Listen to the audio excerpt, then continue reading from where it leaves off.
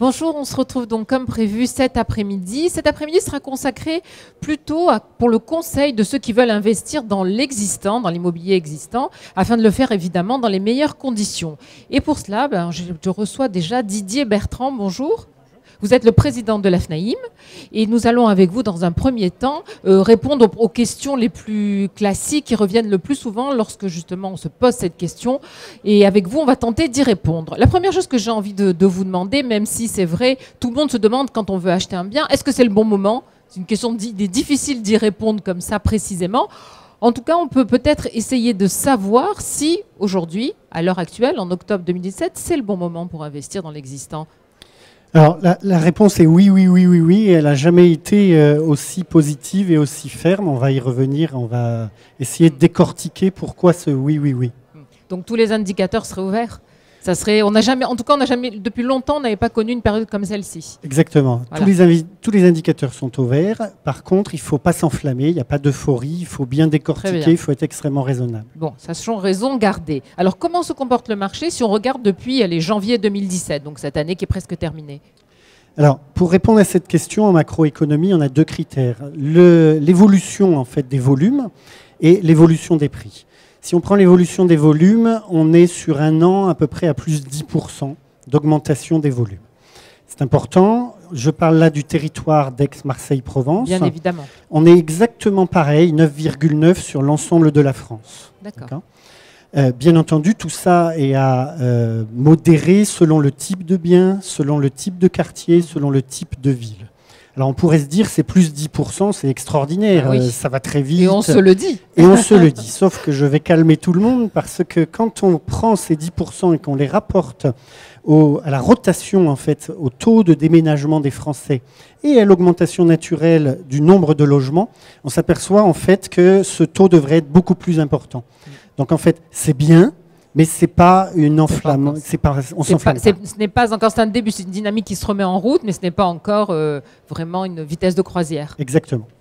Alors, si ces tendances sont plutôt favorables, déjà, c'est une bonne chose. On peut dire quand même que ce sont de bonnes nouvelles. On peut peut-être donc, on s'est arrêté là un moment sur les volumes et les prix, bien sûr. Et ce qu'il faut dire, c'est qu'il y a une date par rapport à laquelle on se situe toujours, c'est la crise en 2007, ce qui s'est entre avant et après. C'est cela aussi, c'est de savoir si on a récupéré, si on est remonté depuis cette fameuse chute de la crise. Oui, on est revenu aujourd'hui, donc 2007-2008, crise, baisse des prix. Tous ceux qui se souviennent, je vais en parler, d'une baisse des prix petite, érosion chaque année d'environ 2%. On a arrêté cette baisse des prix l'année dernière et là, sur un an, ça se stabilise. Et à certains endroits, sur certains produits, on est même sur une légère augmentation. Alors là aussi, le territoire Aix-Marseille-Provence est un peu atypique. On n'a pas, généralement, lorsqu'on a une augmentation forte des volumes, immédiatement après, on a une augmentation forte des prix. Ça paraît logique. Je vous donne un exemple. Bordeaux, Lyon, vous en avez entendu parler, aujourd'hui sont sur des augmentations de volume du même ordre, voire plus, et des augmentations de prix qui sont en train de s'emballer. Lyon, je regardais ce matin, on est déjà à plus 5,5%. Ah oui. Bon, Bordeaux, on voit l'effet TGV qu'on avait eu aussi sur notre territoire. Marseille, bien sûr, bien sûr. La particularité quand même de tout ce qui se passe, c'est que dans toute année électorale, généralement, on a un attentisme avant les élections. Et partout, pas que dans l'immobilier, évidemment. Voilà. Là, on essaye de comprendre pourquoi, mais on a eu une année à l'envers. C'est très paradoxal. On a eu extrêmement fluide toute la fin d'année, tout ce début d'année jusqu'en juin, et un attentisme depuis les élections.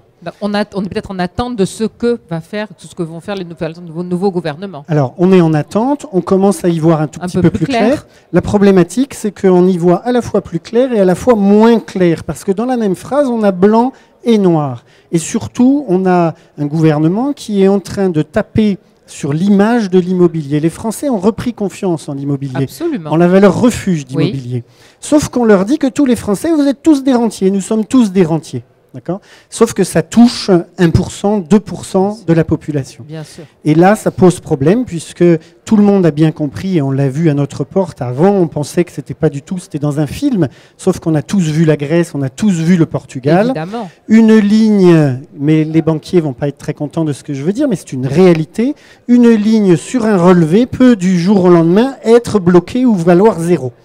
De l'immobilier, même s'il vaut zéro, j'ai toujours 4 murs et un toit. Les Français l'ont bien compris. Absolument. Donc, si je vous ai bien compris, ici, on est un petit peu différent de Lyon et de Bordeaux, puisque si les volumes augmentent, les prix, eux, n'augmentent pas vraiment. Les prix n'augmentent pas, ils se sont stabilisés.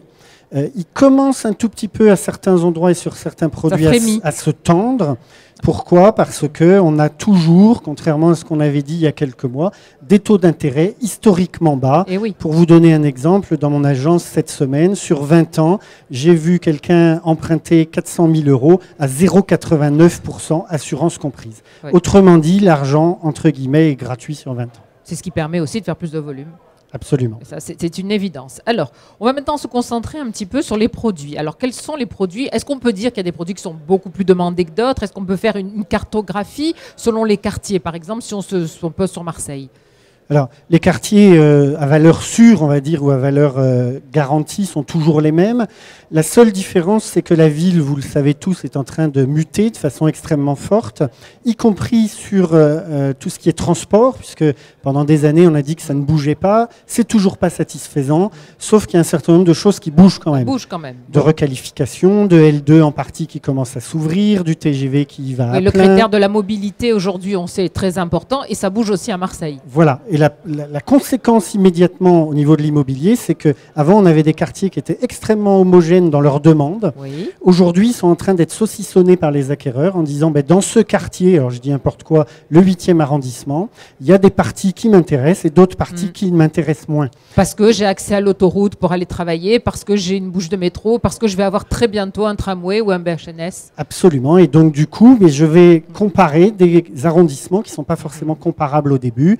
Donc, des gens qui vont dire, tiens, je veux être dans le 7e ou le 8e, et qui tout d'un coup vont regarder Saint-Barnabé ou Saint-Julien, parce que j'ai le métro tout de suite, pourquoi pas? Bien sûr. Et donc, on va avoir des micro-zones dans les quartiers. Donc, les quartiers restent toujours à peu près les mêmes, les plus demandés. Oui, globalement. Mais avec à l'intérieur du quartier, une peu de sectorisation qui a un petit peu changé. Absolument. D'accord. Est-ce qu'il y a quand même des produits plus demandés que d'autres? Là, je parle bien sûr entre des appartements, des maisons individuelles, et puis des tailles aussi. Oui.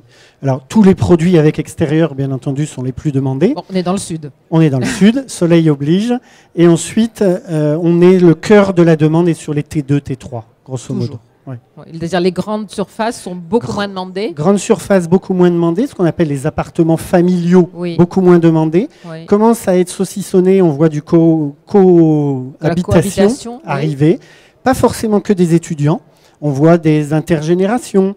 On voit des familles se reconstituer. Ça peut être une belle solution aussi. Absolument, et qui économiquement tient la route. Qui tient absolument la route. Alors, est-ce qu'on peut voir un petit peu les tendances de ce marché? C'est-à-dire voir un petit peu aujourd'hui les tendances qu'on peut donner, et aussi se projeter dans le futur, voir quelles sont les perspectives à court terme. Alors, la grosse tendance, si on revient sur les prix, c'est qu'on a dit que ça se stabilisait. Mais ce qu'on observe énormément, c'est que la marge de négociation entre le prix de mise en vente et la réalité de la vente s'est réduite très vite. Ça veut dire que les produits qui aujourd'hui, en tout cas ceux, on y reviendra tout à l'heure sur les conseils que je donnerai aux vendeurs, ceux qui passent par les professionnels aujourd'hui sont au juste prix. Et on le voit d'ailleurs, la durée de vente s'est réduite de façon extrêmement rapide. C'est un marché plus sain. C'est un marché mature, c'est un marché sain, c'est un marché qui est équilibré aujourd'hui entre la demande et l'offre. Bon, ça c'est une bonne chose, on peut que s'en féliciter, on gagne du temps. Et quelles sont les perspectives? Parce que vous l'avez dit tout à l'heure, on a un nouveau président, un nouveau gouvernement, donc il y a des évolutions législatives annoncées et on passe de l'être ou d'être voté. Est-ce qu'on peut se projeter dans l'avenir? Est-ce que c'est difficile? Comment vous voyez les mois à venir? Alors, c'est de plus en plus difficile. Vous savez qu'à la FNAIM, on agit énormément, parce que c'est notre slogan, agir pour le logement. Bien sûr. Nous sommes à côté du gouvernement.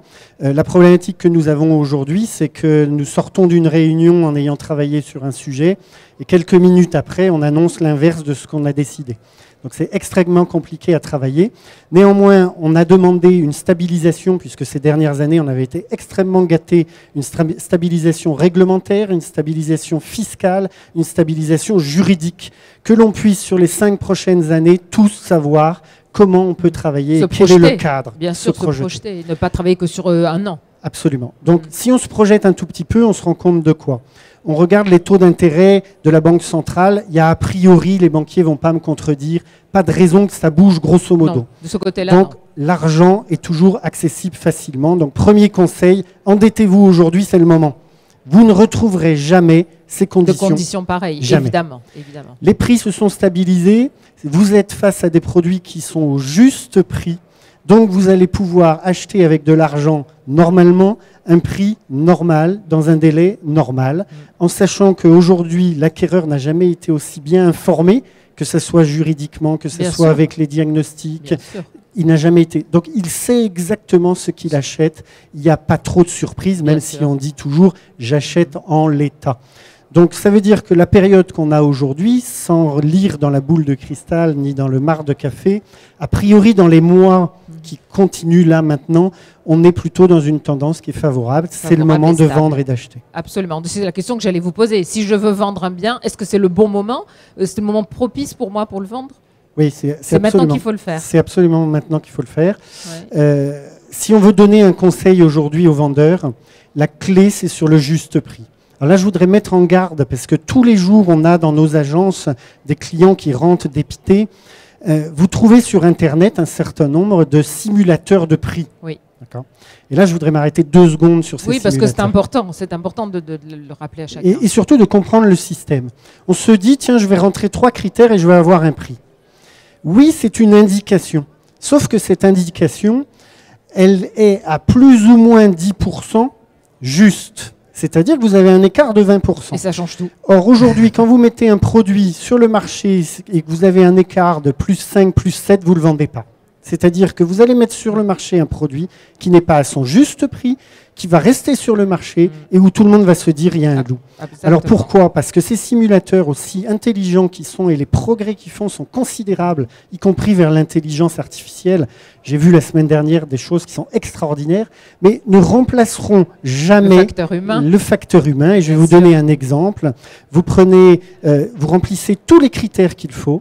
Il ne vous demandera à aucun moment si vous êtes, c'est le même appartement, au premier étage, au-dessus d'un autre appartement, ou au premier étage, au-dessus d'un restaurant. Bah, ça change tout. Sauf que vous avez 20% d'écart entre les deux. Absolument. Donc Un, ça, c'est un très appartement important. traversant, c'est pas le même. Si je suis traversant à gauche de l'immeuble et j'ai une sublime vue mer, et le même appartement à côté, mais j'ai un mur en face de moi, le simulateur, il va rien vous dire. Voilà. Absolument. Donc, on rien ne voit bien, remplace le on voit- professionnel qui fait ça toute la journée. C'est vraiment le constat qu'on fait depuis ce matin, l'humain. Absolument. L'humain n'est absolument pas négligé dans ce genre de choses et c'est pas simplement un produit avec des données fixes, il faut le voir ce qu'il en est. Donc c'est le bon moment certainement pour un vendeur et c'est un bon moment pour acheter aussi. Et c'est Forcément, absolument forcément le bon moment. ça va aujourd'hui avec tout ce que vous avez évoqué aussi tout à l'heure. On a parlé mobilité, requalification urbaine. Ici, si on regarde sur notre territoire marseillais, c'est aussi un bon moment parce que Marseille change. Marseille change, Marseille n'a pas fini de changer. Vous avez entendu parler de 2024, de Jeux Olympiques. On est en train de travailler main dans la main à nouveau avec Paris pour 2025, l'exposition universelle. Eh oui. La L2 va être complètement finie. Enfin, On parle du tramway vers les Catalans, et ainsi de suite, et ainsi tout de ça, suite. ce sont de belles perspectives pour Absolument. investir dans des quartiers auxquels on n'aurait pas pensé peut-être il y a 2 ans. Absolument. Donc ça, c'est aussi quelque chose qu'il faut rappeler à ceux qui voudraient acheter. C'est un moment propice pour acheter aussi différemment de ce qu'on aurait pu acheter il y a quelques années. Alors, est-ce qu'on peut donner quelques conseils pour bien acheter? Peut-être ce que vous diriez au départ lorsque vous rencontrez un nouvel acheteur qui a besoin de conseils. C'est quoi la base des données, de bons conseils? Alors, le premier conseil, ça ne va pas vous étonner, je joue mon rôle de président de la FNAIM. Mais bien sûr. Allez voir les professionnels. Allez voir les professionnels. La première raison pour laquelle vous devez aller les voir, c'est qu'eux ont accès à ce qu'on appelle au marché caché. Et ce marché caché, c'est quoi? C'est tout le réseau qu'ils ont tissé et ils rentrent des produits que vous ne verrez jamais en publicité, jamais sur Internet. Bien Ça sûr. représente à peu près sur Marseille aujourd'hui 30% du marché. Donc un portefeuille beaucoup plus large. Et oui, et Évidemment. avant que ça soit mis sur le marché visible. Donc ça, c'est le premier Premier conseil. conseil. Deuxième conseil, ne raisonnez pas, je vais en surprendre certains, ne raisonnez pas par rapport aux 4 murs, raisonnez par rapport à votre projet de vie. Quel est votre projet de vie? L'immobilier n'est qu'un support à votre projet de vie. Bien sûr. Donc réfléchissez à vos 7 vies, la vie professionnelle, la vie familiale, la vie amicale, la vie sportive, la vie avec vos enfants, Bien sûr. etc. Et dites-vous comment j'ai envie de vivre. Et en fonction de ça, le professionnel va vous aider à identifier quel est le quartier, quel est le type de produit, sachant que dans un même quartier, dans une même rue, dans un même immeuble, l'appartement peut être différent selon votre projet Donc de il vie. faut classer ses priorités. Absolument. Ça paraît être important. Alors qu'est-ce qui change? Si moi je viens faire un achat pour un bien, que je veux habiter ou un bien pour un investissement? Alors là, j'ai deux réponses. Il y a rien qui change et tout qui change. Facile. Rien qui change parce que, autant lorsque vous achetez une baguette de pain ou le journal ce matin, ça ne vous plaît pas. La baguette, elle n'est pas bonne, les nouvelles sont mauvaises. C'est pas grave. Demain, il y aura une autre baguette et un autre journal. Voilà. L'immobilier, vous en prenez pour aujourd'hui, la durée moyenne est entre 20 et 23 ans. Oui. D'accord. Donc, ce n'est pas un achat qui est anodin. Donc, on s'engage sur beaucoup d'années. Donc, il faut faire extrêmement attention à la qualité du bien et à son emplacement. Et c'est là où je dis rien ne change, tout change. C'est-à-dire que ce soit un investissement pour habiter, de toute façon, l'emplacement, sachant ce qu'on appelle dans notre jargon, est-ce qu'il va être facilement revendable? Est-ce que ce bien est liquide? Exactement. Donc, il faut faire attention à ça. Ensuite, lorsqu'on y habite, on va mettre beaucoup de choses qui sont subjectives à l'intérieur. Tandis que lorsqu'on va investir pour louer, il y a toutes ces choses subjectives, elles vont disparaître. Voilà. Donc simplement, lorsque j'investis, je vais être plus sur des raisonnements qui vont être à la fois de facilité de location, à la fois qui peuvent être fiscales. Est-ce que j'ai des travaux, je peux défiscaliser ou pas? On est dans l'existant, donc aujourd'hui avec de l'argent, comme je vous l'ai dit, qui ne vaut quasi rien, vous avez intérêt à acheter des appartements, et il y en a où il y a beaucoup de travaux, parce que vous allez, c'est une des dernières niches fiscales, pouvoir défiscaliser, mais non seulement sur vos loyers, sur vos autres revenus. Profitez-en, je ne suis pas sûr que ça dure. C'est pas sûr que ça dure. Et ensuite, il faut penser, bien entendu, à la facilité de location. Donc, si je vais louer pour des étudiants, il faut que je sois à côté d'une fac ou à côté d'un métro. Si je veux louer en Airbnb ou par les professionnels en location saisonnière, il faut que je sois près de ce qu'on appelle du ground zéro de la ville. Évidemment. Et il faut que je puisse repenser à la vente, c'est-à-dire à la plus-value. Donc bien l'emplacement, on l'a bien compris, c'est le plus important au départ, et ensuite tenir compte de tous les autres critères. Une dernière question, Didier Bertrand, est-ce qu'il vaut mieux acheter dans le neuf ou dans l'existant? Vous êtes peut-être pas la bonne personne à qui je dois poser ce type de questions. Je vais jouer le jeu honnêtement. D'accord. Il n'y a pas de réponse, il ne faut pas les opposer, c'est complémentaire. Vous avez des personnes qui n'achèteront jamais dans l'existant. Vous avez des personnes qui n'achèteront jamais dans le neuf. Ouais. Chacune a ses caractéristiques, chacun correspond à des projets de vie qui sont différents et les deux doivent exister. Juste un petit rappel, sur le marché, le neuf représente grosso modo 10% du marché, l'existant représente 90% du marché. Donc je vais avoir un certain nombre de critères qui naturellement vont me faire aller dans un sens ou dans un autre. Si je veux un logement pour demain matin et que mon programme neuf est livrable dans 3 ans, ben j'oublie le neuf. Bien sûr. Voilà. Et ainsi de suite sur les charges.